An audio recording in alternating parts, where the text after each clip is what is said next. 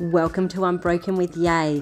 Pull up a seat and get ready for some real talk, raw healing, and a reminder that no matter what you've been through, you are still standing. You've got this. Hello and welcome to Unbroken with Yay. I am Yay, and today we are talking about the closure delusion and why you just don't need that final talk. So if you're waiting for someone to give you closure, if you're waiting for your ex to do a coffee meetup or hand you some sort of closure on a silver platter, maybe an apology, if you think that is going to set you free and give you all the closure you need to move on, it's probably unlikely. Usually closure comes from in, because when people show you who they are, you need to believe them the first time. So join me in this episode. We're going to look at how to give ourselves closure post-breakup. The trap of seeking answers from someone that you have been in a relationship with in order to give you closure so you can move on is a dicey one. They are likely to, in this final farewell conversation, either lie to you so that they can spare your feelings, gaslight you to protect their ego, blame you to entirely avoid taking any accountability, and they also have the inability to be unbiased.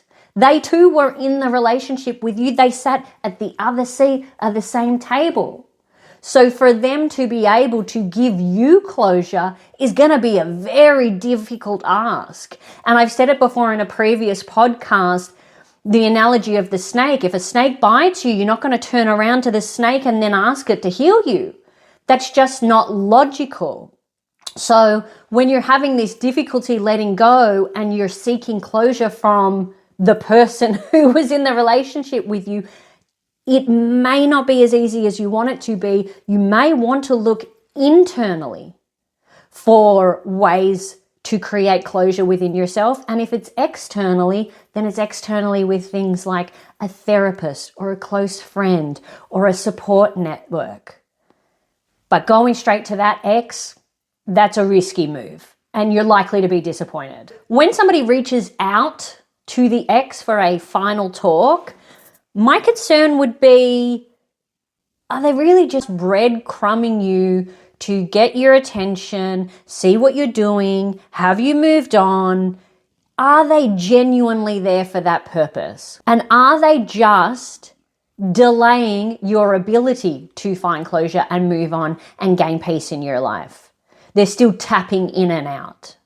Part of gaining closure from a relationship is accepting that the ending was the explanation. The end of the relationship as it is, that is the explanation. That is the closure I need in order to move on. I do not need more words. So for example, if you were in a relationship with someone, their behavior was the explanation. That is the closure. If they were disrespectful, harmful, if they were cold, if they were emotionally unavailable, all of those things have already told you what you need to know. And that's that maybe this isn't the right person for you. The ending and how that ended and why, that is the explanation that you need for your closure. It is possibly unrealistic to expect to sit in front of your ex and them deliver some sort of neatly tied bow of an explanation, apology, or whatever that will give you in one sitting the closure that you will need for an entire relationship. I think that that is slightly unrealistic and that maybe it's your internal journey that you need to go on in order to gain the closure that you need. Accept your ex as they are, but then place them where they belong.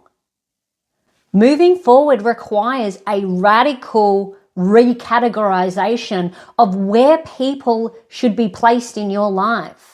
And when they have shown you through their actions, which oftentimes is the demise of a relationship, they are telling you who they are. If you allow them to do that over and over, you're the one that is not listening. So see people for what they are and then place them in the appropriate category for your life. And oftentimes when it comes to an ex, that's creating distance. That is the most peaceful and mature way for me to categorize you, is at arm's length.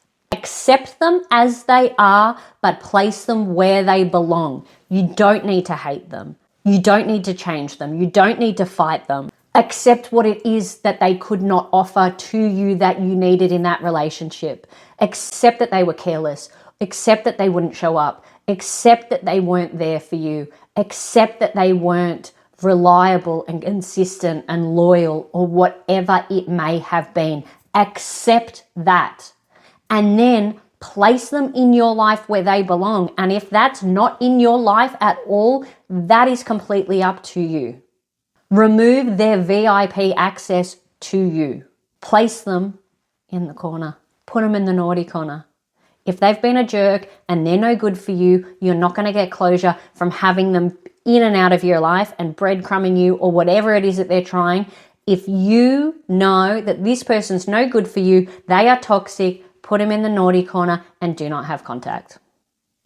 And if you have a relentless ex, so I'm not talking stalking, I'm not talking anything criminal, but I'm talking someone that it's now over and all of a sudden, man, they want you back.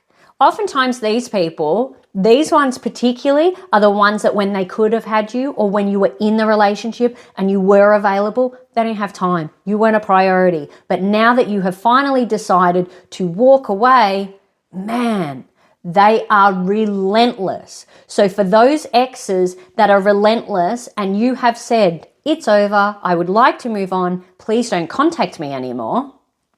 And they are DMing, they are calling, emailing, showing up at your front door, maybe going particularly to venues and places because they know you're going to be there at that time. They are not listening to you. If you have said, I want no contact or leave me alone, I need a breath, if they are continually contacting you or appearing within your realm, they're not listening to you and they're not respecting your boundary. Your boundary was, please don't contact me, I need time, for example, and they are still contacting you relentlessly, then they are showing you they have no respect for you. If somebody doesn't listen to you, someone doesn't respect your boundary, they are telling you and showing you actively they do not have respect for you. When someone is disrespectful to you on repeat, guess what? That is the closure that you need. That is the reassurance, yeah, this person is not good for me. This is toxic. This is not what I want in a relationship. I don't want someone that doesn't listen to me. I don't want someone that disrespects me. I don't want someone that tramples on my boundaries. So the closure in that sense of an ex that doesn't listen is that they are giving you the closure you need by being themselves. Accept them for who they are. They are showing you, this is who I am. I have no respect for you. I am relentlessly going to give you attention now that you've walked away. Great. That is reassurance that I made the right decision in not having you in my life. And then sometimes we get closure just from having a reality check.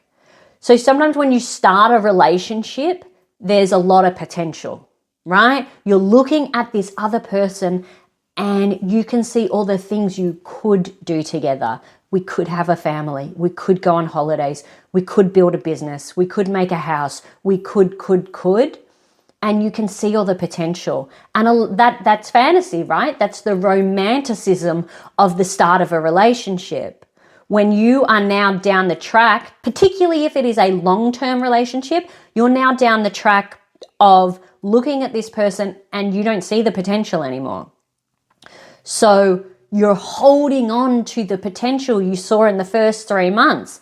And now you're years later and you're sitting with someone who has maybe changed or has dropped the act or let you down in whatever way that you now are looking at the demise of a relationship. A big part of that is accepting the reality. This is the person sitting in front of me and these are their flaws. And even if they have the potential, they're not fulfilling it.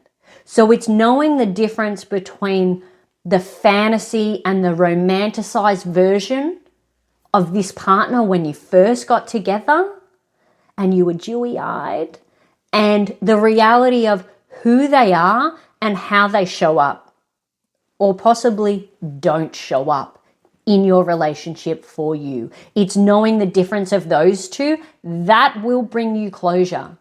I even find putting pen to paper on those differences really helped me decipher that my original perspective of this person was so different to the reality years later of who was sitting in front of me. And that helped me give myself the closure that I needed.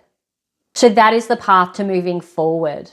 The disappointment on who the reality of this person is or how this relationship has ended, it's accepting that. And that is the closure that we want and deserve in order to become whole again. Once you accept the reality and stop mourning all the potential of what the relationship could have been or where it could have taken you, if you accept the reality, you can finally move forward with or without them.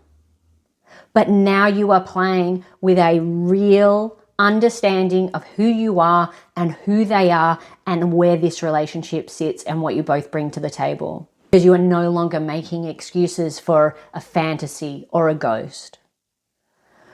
So good luck on your journey to closure and not extending that final talk on and on and on and giving yourself any type of extended grief. I really wish you the best of luck. Please reach out if you ever want any help or assistance. As I've mentioned before, I offer one-on-one coaching and also group sessions. So please feel free to DM me. I'm on all the socials.